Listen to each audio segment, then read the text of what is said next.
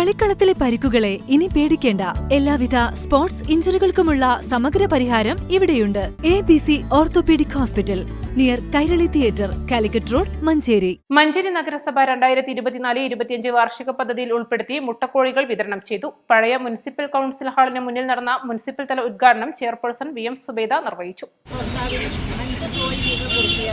ഇവിടെ vice chairman പറഞ്ഞതുപോലെ ഒരു കോഴിക്ക് 50 രൂപയാണ് ഗുണഭോക്താവ് അടക്കേണ്ടത്.